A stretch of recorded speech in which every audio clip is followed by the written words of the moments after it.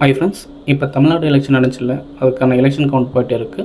அதில் டிவிகே தான் மெஜாரிட்டியாக இப்போ வந்து 103 சீட்ஸோடு இருக்குது.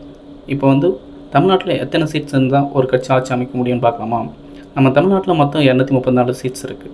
ஓகேங்களா? அதில் மெஜாரிட்டி 50+1 சீட்ஸ் இருந்தால் தான், அதாவது 117+1, அதாவது 118 எம்எல்ஏ இருந்தால் தான் ஒரு கட்சியால் ஆட்சியை அமைக்க முடியும். ஓகேங்களா? ஆனால் இப்போ பாருங்களேன், எந்த ஒரு கட்சியும் 118 சீட்ஸ் இல்லையா? சப்போஸ் டே எண்ட்லேயும் வந்து இதே மாதிரி இருந்தால் என்ன நடக்குன்னு தெரிஞ்சுக்கலாமா?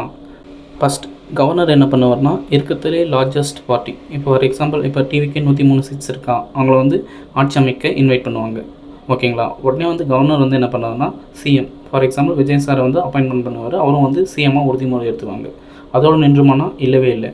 ஃப்ளோர் டெஸ்ட்டுன்றது தான் ஒரு முக்கியமான ஈவெண்ட். ஓகேங்களா? ஃப்ளோர் டெஸ்ட்டில் சிஎம்மாக இருக்கவங்க கண்டிப்பாக 118 எம்எல்ஏஸ் வந்து அவங்களுக்கு சப்போர்ட்டாக இருக்காங்கன்னு ப்ரூவ் பண்ணோம். ஓகேங்களா? அது வந்து இண்டிபெண்டன்ட் பார்ட்டி. இப்போ வந்து ஒருத்தர் வந்து தனிச்சாக வந்து ஒரு எம்எல்ஏ சீட்ஸ் இருக்குல்ல, அது மாதிரியோ இல்லாட்டி ஏடிஎம்கே ஆர் டிஎம்கே கூட யார்கிட்ட அலையன்ஸ் வச்சு 118 சீட்ஸ் இருந்தால் தான் அவங்க வந்து சிஎம்மாக கண்டினியூ பண்ண முடியும். சப்போஸ் அது மாதிரி அவங்களாட்ட டிவிக்கால் ப்ரூவ் பண்ண முடியலனா, வேறு யாராவது இருக்கீங்களா, அலையன்ஸ் இருக்கீங்களா, அது மாதிரி கவர்னர் கேட்பாங்க. சப்போஸ் அப்பயும் ஃபெயில் ஆச்சுன்னா அது வந்து அங்கே அசம்பிளின்னு சொல்லுவோம். அதனால் எந்த ஒரு பார்ட்டியும் வந்து மெஜாரிட்டி இல்லை. ஸோ வந்து இந்த எலெக்ஷன் வந்து கரெக்டான எலெக்ஷன் இல்லைன்னு சொல்லுவாங்க. ஸோ வந்து புதுசாக ஒரு எலெக்ஷன் கண்டக்ட் பண்ணுற மாதிரி இருக்கும். இல்லாட்டி வந்து பிரசிடென்ட் ரூல் ஆர்டிகல் 356 கீழே கண்டக்ட் பண்ணுற மாதிரி இருக்கும்.